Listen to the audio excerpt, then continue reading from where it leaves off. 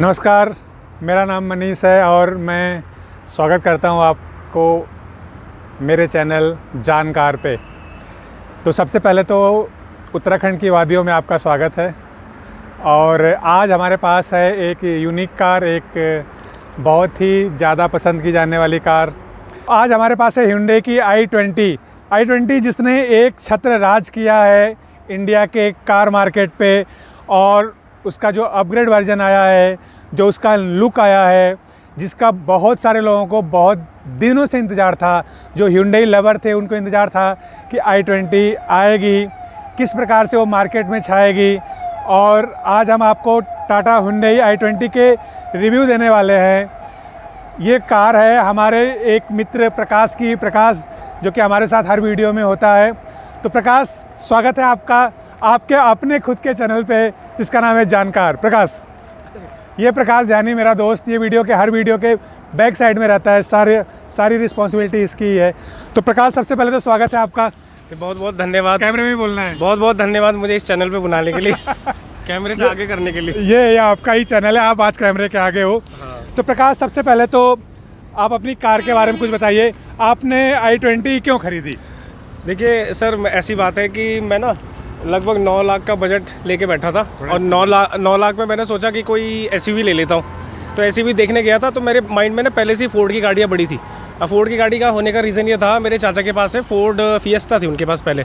मैंने वो चलाई हुई थी डीजल में।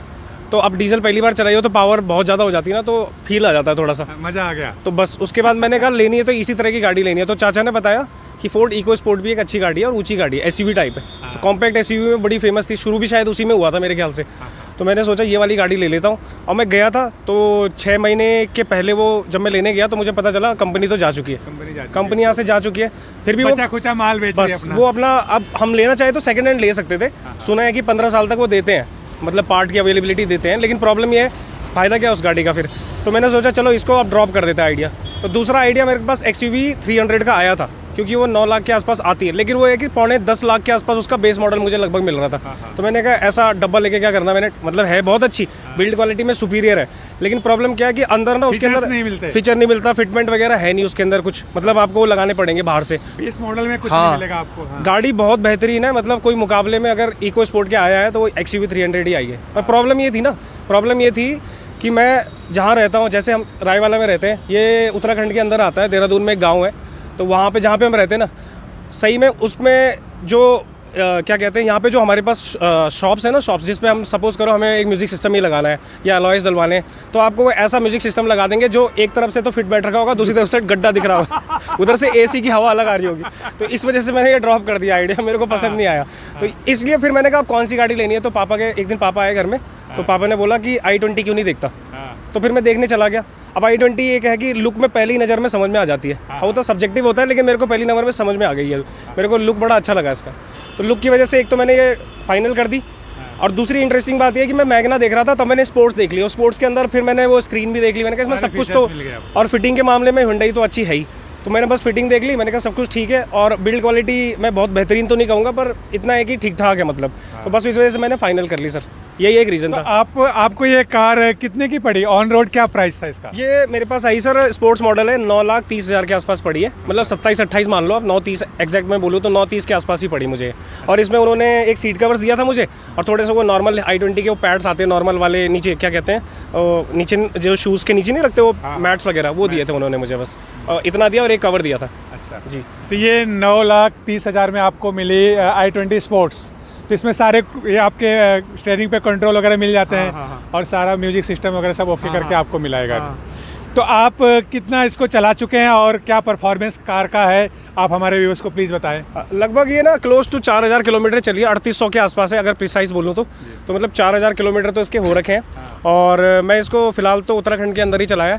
और जो सबसे लॉन्गेस्ट जर्नी बोल दूँ अगर मैं, तो 180 किलोमीटर कोटद्वार हो गया, और वहाँ से मेरा गांव 100 है। तो 180 एक साइड और 180 फिर वापस, 200 जाना 200 हाँ, बस ये है मेरा। और मैं गया था अपने गांव, मेरा गांव पड़ता है पौड़ी लैंसडाउन से आगे, तो मैं उधर लेके गया था। तो ठीक ठाक, मतलब इसका परफॉर्मेंस तो ठीक है, पहाड़ में भी ठीक ठाक है। बस ये है कि आपको ना, क्योंकि पहाड़ में चढ़ रहे हो तो एक गियर आपको डाउन करके ही चलाना पड़ेगा। अगर आप एक गियर और उठा दोगे तो फिर पावर आपको लगेगी कि कम होती जा रही है थोड़ी थोड़ी। तो ये ठीक ठाक है। और माइलेज की बात करूँ तो माइलेज पहाड़ों पे जो इसने दिया है मेरे को 14 के आसपास दिया है विद एसी, 14 साढ़े 14 पहाड़ों पे। और प्लेन्स में कितना माइलेज है इसका? हाँ, प्लेन की बात करूँ तो मैं जो लॉन्गेस्ट रूट पे गया हूँ यहाँ से कोटद्वार बिल्कुल प्लेन एरिया है, तो उसने मेरे को 18.5 का रिटर्न किया था विद एसी। 5 लोग थे हम और 5 लोगों के साथ 18.5 का इसने रिटर्न किया मुझे ठीक ठाक। जैसा कि मैं बता दूं कि जिस रोड से प्रकाश कोटद्वार गया है वो भी कोई बहुत हाईवे नहीं है, नॉर्मली रोड है। नॉर्मल रोडों पे ये 18 का 18.5 का माइलेज इस कार से प्रकाश ने निकाला। और मैं भरोसा करता हूं कि जब ये दिल्ली वगैरह की आप यात्रा करेंगे तो आप 20 टच कर जाएंगे, मुझे ऐसा लग रहा है। हाँ। अच्छा, ये बात बताइए कि आपको इस कार के बारे में हुंडई से मतलब कुछ इम्प्रूवमेंट, कुछ कमी दिखी क्या आपको? कमी रह गई है उस कार में? हाँ, कमी की बात करूँ तो ज़रूर मैं जोड़ूंगा। इन्होंने ना टायर तो दे रखे हैं, बहुत सही दे रखे हैं, 16 इंच के भी दे रखे हैं। तो जैसा कि आप वीडियो में देख पा रहे होंगे ना, 16 इंच के टायर तो दे दिए उसने, लेकिन प्रॉब्लम क्या है, चीटिंग कर रखी है। ये एलॉय नहीं दे रखे, स्टील रिम्ड है, स्टील ही है लेकिन छुपाए गए हैं और इसको स्टाइल में कट कर दिया ताकि कॉस्ट कटिंग हो सके। हाँ, ये है कि इसके बदले उन्होंने ऑटोमेटिक एसी कंट्रोल दिया है, लेकिन ऐसा करना नहीं चाहिए था। कंपटीशन में बने रहने के लिए अगर एलॉय देते तो ठीक रहता। बाकी अंदर का सिस्टम ठीक ठाक है इसका, और माइलेज थोड़ा सा इंप्रूव कर सकती है हुंडई, क्योंकि जाना माना नाम है तो करना चाहिए मुझे लगता है। ये एक थोड़ा प्रॉब्लम है। हुंडई को i20 पे लोगों को बड़ा भरोसा था, जो पुरानी जनरेशन से नई जनरेशन का वेट कर रहे थे। तो आपको क्या लगता है कि ये मार्केट नहीं पकड़ पाई कार जितना इसने पहले पकड़ा था? क्या रीज़न रहा होगा आपके हिसाब से? ये मैंने पहले ना जब भी Hyundai i20 को मैं ट्रैक पे देखता था तो बड़ी फेमस कार थी, पहले बहुत ज़्यादा दिखाई देती थी रोड पे। लेकिन जब ये वाली जनरेशन आई ना, जो 21 में आई थी शायद मेरे ख्याल से, या उससे पहले 20 में आई होगी मे बी, तो जब ये जनरेशन आई थी, ये जनरेशन इतनी रोडों पे दिखी नहीं। एक रीज़न तो यही था, इसकी कॉस्ट कम से, इसकी कॉस्ट ना आप जब ऑन रोड आते हो तो 8.5 से 9 लाख के आसपास पहुंच रही है। तो मेरे ख्याल से वो कॉस्ट तो उसको छू रही है, क्या कहते हैं, कॉम्पैक्ट एसयूवी को। अब बंदा सोचता है कि मैं ब्रेजा या नेक्सॉन उठा लूँ, वो क्योंकि उस रेंज में आ जाती है वो। अब प्रॉब्लम ये होती है यहाँ पे। और दूसरी बात, ये महंगा कर रखा था एक तो इन्होंने, और दूसरी बात है इसके टक्कर में फिर एक दूसरी कार है जो मारुति वालों की अपनी बलेनो आ जाती है बीच में। अब प्रॉब्लम क्या था, बलेनो का प्राइस थोड़ा सा इससे क्या है कम है, 30-40 हज़ार शायद मेरे ख्याल से कम आता था पहले, तो लोग उसको प्रेफर कर लेते थे। लेकिन बाद में क्या हुआ, इन्होंने 2021 में, जब मैंने लिया था, 2021 का मॉडल है, तो मार्च में लिया था, ये नया उसी टाइम पे आया था, अप्रैल या मार्च में अपडेट हुआ था। तो इसमें ना इन्होंने क्या किया, सब कुछ वही था, इन्होंने 2 चीज़ें जोड़ दी। एक इन्होंने जोड़ दिया स्टीयरिंग पे कंट्रोल एक्स्ट्रा, कौन सा वाला, क्रूज़ कंट्रोल डाल दिया कि आप क्रूज़ कंट्रोल इसमें आप क्रूज़ कर लो आराम से। एक तो ये वाला फीचर डाला इन्होंने, दूसरा फीचर इसने ऑटोमेटिक जो क्लाइमेट कंट्रोल होता है, ऑटोमेटिक एसी डाल दिया। अब इससे फ़ायदा ये हो गया कि कॉस्ट में इन्होंने शायद ज़्यादा बढ़ाया नहीं, थोड़े से बढ़ाया था, मुझे याद नहीं है नंबर, लेकिन फीचर्स बढ़ा दिए। और अब जो लॉन्च, अब क्योंकि पहले तो ये इतनी नहीं दिखती थी रोड पे, लेकिन इस साल से काफ़ी सारी आपको दिख रही होंगी रोड पे। और उसका रीज़न यही हो सकता है कि प्राइस में बढ़ोतरी नहीं हुई है, लेकिन जो इसका दूसरा सेगमेंट है जो इससे लड़ने आ रहा है मारुति वाला, उसमें थोड़ा बहुत क्या हो गया, प्राइस में हाइक हो गए। एक रीज़न हो सकता है। तो ये प्रकाश ने बोला कि मारुति बलेनो इसका तगड़ा कॉम्पिटिटर रही है हमेशा से, और जब से न्यू बलेनो आई है उसके बाद से Hyundai i20 के जो मार्केट में ये दिखाई देने लगी है, ये रोड प्रेजेंस इसकी बढ़ गई है कि ये ज़्यादा दिखने लगी है हमें। उसका कारण प्रकाश ने ये बताया कि हो सकता है कि बलेनो के जो थोड़े से दाम बढ़ाए हैं कंपनी ने, लेकिन Hyundai ने अपने गाड़ियों के दाम नहीं बढ़ाए हैं उतने जितना कि मारुति सुजुकी ने बढ़ाए हैं। तो प्रकाश, अब हम कार के अंदर चलेंगे और बाकी बातें आप खुद से कार के अंदर करते हैं, ठीक है? हाँ, तो अभी कार के अंदर हम आ चुके हैं और स्पेस के मामले में तो सारे रिकॉर्ड तोड़ दिए हैं इस कार ने। मैंने अब तक जितनी भी कार में वीडियो बनाई तो सबसे ज़्यादा स्पेस इस कार में है। आप देख सकते हैं कि कितना ज़्यादा मेरा लेग रूम मिल रहा है और हेड रूम, तो बहुत स्पेसियस है, बहुत आराम से मैं बैठा हूँ। मैं अब प्रकाश से थोड़ी और जानकारी चाहूँगा इस कार के बारे में कि प्रकाश, सबसे पहले तो आप अपने कार के फीचर्स बताइए और बताइए कि आप इस कार को लेके कितने सेटिस्फाई हैं। सर, फीचर्स की बात करूं, पहले तो सेटिस्फेक्शन की बात कर लेते हैं। सेटिस्फेक्शन कार बहुत सही है, क्योंकि स्पेस के मामले में मेरे को ना पहले जब गाड़ी लेनी थी ना, तो मैं एक बार मतलब ऐसे बैठ गया था किसी गाड़ी में, नाम तो नहीं लूँगा मैं, लेकिन हुआ क्या कि घुटने उठने टच हो रहे थे सब इधर उधर। तो फिर मैंने कहा एक बार इसे, जब मैं लेने गया तो इसमें भी बैठा मैं, कि ऑब्वियस ही बात है जो थोड़ी धसी हुई गाड़ी है ना, तो मुझे लगा कुछ इशू ना हो। तो स्पेस ठीक ठाक है, मतलब घुटने टच नहीं होते, आप आगे पीछे कर लो। और इन्होंने सीट एडजस्टमेंट में ऊपर नीचे का भी दे ही रखा है, मतलब मेरे ख्याल से आगे पीछे भी हो जाती है और ऊपर नीचे भी एडजस्ट हो जाती है। तो उससे क्या होता है, इशू नहीं रहता, मतलब एडजस्ट कर सकते हो आप। और पीछे की बात करूँ तो पीछे भी ठीक ठाक स्पेस है इसमें, बहुत अच्छा स्पेस है पीछे, तो कोई डाउट ही नहीं है। हाँ, हम 5 लोग जाते हैं ना इसमें, घर वाले हम 5 मेंबर हैं, तो 5 लोग जाते हैं तो आराम से इजीली हम इधर उधर ट्रैवल कर सकते हैं। मैंने कई बार किया भी है, 200 किलोमीटर आना जाना कम नहीं होता, 200 फिर 200 400 मतलब, तो इजीली कंफर्टेबल हो जाता है। और सबसे बड़ी बात, मैं ना 1-2 बार कई बार जैसे टैक्सी बुकिंग करा के भी कई बार ना पहाड़ों में गया हूँ, तो मैं वो जब बुक करा के गया हूँ तो मैं बैठता था ना, तो यहाँ पे मैं जब उठता था ना 5-6 घंटे बाद, तो ये पीछे लोअर बैक दुखने लग जाती थी मेरी। लेकिन जब मैं इसको भी गया ना अपने गाँव, तो जब मैं गांव से आया तब मुझे नहीं दुखा ये, मतलब कंफर्टेबल भी है, कंफर्टेबल भी ठीक ठाक है ये कार, तो ये चीज़ मुझे बड़ी अच्छी लगी इसकी। दूसरा, स्पेस के मामले में तो अच्छी है। अब बात करें फीचर्स की, तो फीचर्स मैं बता देता हूँ जो नॉर्मल है। एक तो सबसे अच्छा इसका ना ये बड़ा अच्छा लगता है, ये आपका जो ये MID है ना इसकी, ये बड़ी अच्छी लगती है मेरे ख्याल से। खूबसूरत है, इन्होंने वरना से उठाई है शायद, लेकिन ये बहुत अच्छी है, डिजिटल में बहुत अच्छी लगती है। और दूसरी बात है, मतलब ऐसे नहीं लगता कि बहुत ज़्यादा कर रखा होगा, कुछ ठीक ठाक लगती है। यहाँ पे वॉइस कंट्रोल दे देते हैं, और थोड़ा बहुत यहाँ पे जो मैं आपको बता रहा था, इन्होंने क्रूज कंट्रोल जोड़ दिया एक, और एक ये जो यूनिट है, ये AC की यूनिट इन्होंने एक्स्ट्रा यहाँ पे ऐड कर दी है। मतलब ये कुछ यूनिट्स है जो इन्होंने एक्स्ट्रा ऐड करी है, तो ये AC ऑटोमेटिक इन्होंने इसमें डाल दिया है ना। और बात करें थोड़ा सा इसके स्टीयरिंग की, तो ये भी देखने में थोड़ा प्रीमियम सा लगता है। अब बात मैं ये बोलूँ कि वैसे ना इन्होंने बटन बहुत दे दिए स्क्रीन पे भी और यहाँ पे भी, भले ही ये फीचर्स अच्छे हैं, लेकिन प्रॉब्लम क्या है ना, चलाते समय डिस्ट्रैक्शन भी रहता है। ऐसा होता है हर गाड़ियों में, क्योंकि पहले क्या होते थे, मैनुअल आती थी गाड़ियाँ, कैसी आती थी, उसमें इलेक्ट्रॉनिक्स कम होते थे ना, तो अच्छी लगती थी। अब ये इसमें ना डिस्ट्रैक्शन ज़्यादा होता है। मैं ये नहीं कहूँगा कि नहीं होनी चाहिए कार में, पर हद ऐसे नहीं होनी चाहिए कि अथा, मतलब इतने ना हो कि हद हो गए, फिर उसके बाद आप उसी में लगे हुए और आपका ध्यान ट्रैक पे है ही नहीं, तो ऐसा भी नहीं होना चाहिए। तो Hyundai से मैं बोलूँगा कि इतने फीचर काफ़ी होते हैं, और इससे ज़्यादा बढ़ा ना दे, कहीं कुछ इधर उधर कुछ होना जाए, है ना। जी सर। तो जैसा कि प्रकाश ने पूरी जानकारी अपने कार के बारे में दे दी, एक मेरा और प्रश्न है प्रकाश से कि प्रकाश ये आप बताइए कि जैसे एक और मैं बात पहले यहाँ पे मैं ऐड करना चाहूँगा कि प्रकाश ने बोला ना कि ये पहाड़ों में जाते हैं, तो प्रकाश की फैमिली में सभी लोग काफ़ी हाइट वाले हैं। अंकल जी की भी हाइट तो 6.5 फीट के आसपास है, तो ये पसंद, मतलब इन्होंने कार इसलिए भी पसंद की कि इसमें बैठने के लिए बहुत ज़्यादा स्पेस था। दूसरी चीज़ है कि प्रकाश सर्विसिंग तो अभी आपकी फ्री वाली चल रही होगी, तो आप क्या क्या होता है उसमें, आप बताइए थोड़ा दर्शकों को। पहली जो सर्विस हुई थी लगभग 500 किलोमीटर वाली, तो उसमें उन्होंने क्या किया, सिर्फ गाड़ी को देखा, उन्होंने पूछा कि कोई फॉल्ट वॉल्ट आपको तो नहीं लग रहा इशू, तो मुझे उस टाइम तो नहीं लगा। उन्होंने इंजन खोला, थोड़ा सा उसका ये सब चेक किया, क्या कहते हैं, ये टॉपअप देखा उसका इंजन ऑयल का कि ठीक है कि नहीं लेवल, ये सब देखा, और नॉर्मल धुलाई करी। एक नीचे कह रहे थे कि मेरे को लगा था कि शायद नीचे कुछ साउंड सा आ रहा है, मतलब जेन्युइन बात है कि मेरे को लगा शायद कहीं सस्पेंशन में आवाज़ आ रही है, मुझे ऐसा लगा। तो उन्होंने कहा नहीं वो स्टिफ है, फिर उन्होंने कुछ उसको ऑयलिंग वायलिंग की, उसके बाद से वो कम हो गई, मतलब कम हो गई क्या, ख़त्म ही हो गई, उसके बाद से नहीं हुई, शुरू में हुई थी।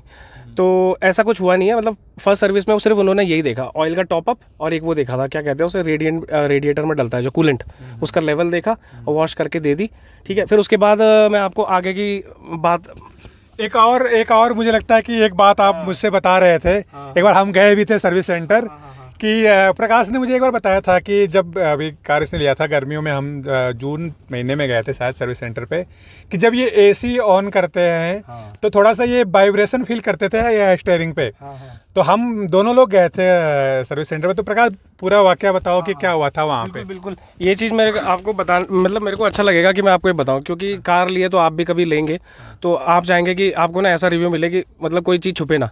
तो मैं ना पहले शुरू में जब चलाता था, नई थी, तो उस टाइम एक्साइटमेंट ज़्यादा होता है, तो कुछ सुनाई भी दे रहा ना तो पता नहीं चलता, आदमी महसूस नहीं करता। लेकिन बाद में जब पुरानी हो जाती है, 5-6 महीने बीत गए, तो मैं जब इसको चला रहा था एक दिन, तो मेरे को लगा स्टार्ट करने पे इंजन, मतलब आवाज़ आ रही है, लेकिन स्टीयरिंग पे ना वाइब्रेशन आ रहे थे, जैसे AC ऑन हो रहा था, और वो कुछ ज़्यादा लग रहे थे मुझे लगा कि शायद ये ज़्यादा हो गए, क्या पता मैंने पहले फील ना किया हो, बाद में ऐसा लगा। फिर मैंने इसको डाउट को क्लियर करने के लिए मैं आप ही के साथ गया था, हम दोनों शोरूम गए थे। तो हम शोरूम में जाके हमने एक बंदे को बिठाया, वो बंदा बताने लायक तो नहीं है, लेकिन उस बंदे ने देखा जरूर देख तो रहा था, लेकिन कैसे देख रहा था वही जाने। तो उसने देखा, अब उसके देखने में हमारे देखने में फर्क था, वो खुद तो देख नहीं रहा था कुछ। तो हमने क्या किया, हमने खुद ही गाड़ियों की चाबी ले ली उससे, जो नई गाड़ियाँ होती हैं, जितनी भी वहाँ i20 रखी थी ना, हमने चाबियाँ मांग ली। ये वाकया मैं बता रहा हूँ को, हमने क्या किया कि जितनी भी उस एजेंसी पे i20 थी, सबकी चाबियाँ ले ली, पूरा चाबियों का गुच्छा ले लिया, और सारी गाड़ियों में बैठे, सबको स्टार्ट किया, सबका AC स्टार्ट किया, सबके स्टीयरिंग पे फील किया। तो नॉर्मली सब में हल्का हल्का वाइब्रेशन आ रहा था, उतना ही हमारी कार में भी आ रहा था। तो फिर कोई, हमने कहा कि ये नॉर्मली है, ये कंपनी को ही बोलना पड़ेगा कि भाई थोड़ा सा ये जब फील होने लायक मत दीजिए आप, अगर वाइब्रेशन हो भी रहा है तो फील ना हो AC चलाने पे।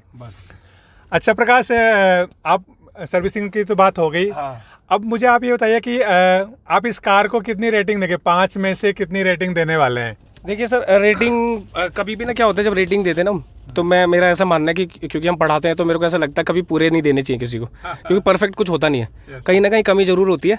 तो कमी इसकी यही रहेगी कि क्योंकि ना आजकल सेफ्टी का पर्पस भी देखना होता है, वो मैंने भले ही अवॉइड कर दिया क्योंकि मेरे को पता नहीं था उस टाइम पे। पर मैं ये भी जोड़ना चाहूँगा, मैंने इसलिए अवॉइड कर दिया कि हम लोग ना मिडिल क्लास से आते हैं, तो हम ना गाड़ी लेते हैं ना, तो हम चाहते हैं कि ना पीस ऑफ माइंड बनी रहे। अब टाटा मैंने इशू जैसे भी होंगे, मेरे को टाटा की गाड़ियाँ पसंद, ऐसा नहीं है कि सेफ्टी के लिए नहीं लेता, मैं फैमिली के लिए बिल्कुल लेता। लेकिन प्रॉब्लम क्या है ना, फिर जब रिलायबिलिटी इशू आता है, कई बार ऐसे वीडियो मैंने यूट्यूब पे देख लिए थे, तो मुझे थोड़ा डर भी लग गया कि बार बार मैं अब जॉब करूँ कि वहाँ शोरूम में पड़ा रहूँ, है ना। तो ऐसा नहीं है कि इशू इस गाड़ी में नहीं आएगा, ये यहाँ पे मशीन है भैया, ख़राब तो हो सकती है ना, इशू तो यहाँ भी आ सकता है। लेकिन बात ये है कि यहाँ पे ना रिलायबिलिटी थोड़ा ज़्यादा रहती है, ठीक ठाक रहता है मतलब यहाँ पे। तो इस वजह से मैंने ली, पर मैं इसको 5 में से अगर रेटिंग की बात करें तो 4 ही दूंगा। एक नंबर इसी बात के काट लूँगा, इसके ना सेफ्टी वेफ्टी की देखी जाए ना, तो इन्होंने हिंडई ने मतलब थोड़ा बहुत डिग्रेड कर रखी है क्वालिटी, थोड़ा इनको अपग्रेड करनी चाहिए जैसा इनका मार्केट है। नहीं, ये मैं सच बोल रहा हूँ कि मुझे भी ये बात महसूस होती है कि थोड़ा सेफ्टी पे जितने भी इंडिया में कार कंपनीज हैं इनको ध्यान देना चाहिए। टाटा बहुत अच्छा कर रही है, बाकी भी सभी करें। ऐसा नहीं है कि बाकी कार भी कर रही हैं, लेकिन थोड़ा सा एक है ना कि एक मार्केट पकड़ ली है टाटा ने, तो नहीं बिल्कुल। एक चीज़ मैं जोड़ूंगा यहाँ पे, जैसे मैं अब बता रहा हूँ ना रिलायबिलिटी। अब देखो मैं ना इसके गियर चेंज करता हूँ ना जब, तो मेरे को सिर्फ ना ऐसे पकड़ के, अभी मैं आपको देख भी लेना, मैं जब यूँ उंगली लगाता हूँ खाली, वो यूँ करके स्लॉट में आराम से जाके लग जाता है, और बिल्कुल ऐसा सेटिस्फेक्शन वाली आवाज़ आती है ना। और मैंने 1-2 गाड़ियाँ और भी चलाई हैं, तो मैंने एक बार ना ऐसा खींचना पड़ा था मुझे गियर, ऐसी हालत हो गई थी। मतलब ऐसे मानोगे आप कि मैं गाड़ी का नाम नहीं ले रहा, फिर बाल तो वो जाएगा कि तुम दूसरी गाड़ियों को वो कर रहे हो। लेकिन हम ऐसा नहीं बोलना चाहते हैं, लेकिन ये है कि भाई जो जेन्युइन है, रीज़न मेरा यही था लेने का, तो मैं आपको जेन्युइन एज अ यूज़र मैं बताऊँ तो मैं ये चीज़ बोलनी पड़ेगी मुझे कि क्यों मैं इस पर गया। तो स्मूथ है बहुत ज़्यादा गियर, तो इस वजह से एक रीज़न ये भी था। देखिए, हम अपने चैनल में आपको, मैंने कहा ना, ऑनर रिव्यू देंगे, तो प्रकाश इस कार को चलाता है, इसलिए प्रकाश इस कार के बारे में अच्छी बातें, बुरी बातें, जो सामान्य बातें आपको बता रहे हैं। हम किसी और कार के बारे में अभी नहीं बता सकते जब तक हमने उसको चलाया नहीं हो, और जब तक कार का मालिक हमारे साथ ना हो, और कार के मालिक के थ्रू ही हम बोलेंगे कि आपकी कार में क्या प्रॉब्लम है, क्या नहीं है। तो ठीक है, बने रहिए आप हमारे साथ, हमारे चैनल को प्यार दीजिए। और प्रकाश, आप अपनी लोकल लैंग्वेज में भी थोड़ा चैनल सब्सक्राइब करने के लिए बोलिए। हाँ। तो भाइयों दगड़ियों, सब्सक्राइब क्या बोलते हैं, भैजी और भूलियो जरूर ये थे सब्सक्राइब कीजिए। और कम से कम बाकी तो दिल्ली वाले तो नहीं भी कह रहे तो कोई बात नहीं है, पर उत्तराखंड वाले, ऋषिकेश, देहरादून, हरिद्वार वाले तो पक्का कह रहे। और कॉल भी कह सकते हो तुम, नंबर हम दे देंगे, और हम यहाँ पे ईमेल आईडी भी दे देंगे, वही हम सब्सक्राइब कह दूला। तुम चले तो हम गढ़वाली में ही रिव्यू कह दूला। धन्यवाद, सब्सक्राइब जरूर करो। धन्यवाद, थैंक यू सो मच। आप प्लीज़ हमारे चैनल को सब्सक्राइब करिए, हमें प्यार दीजिए।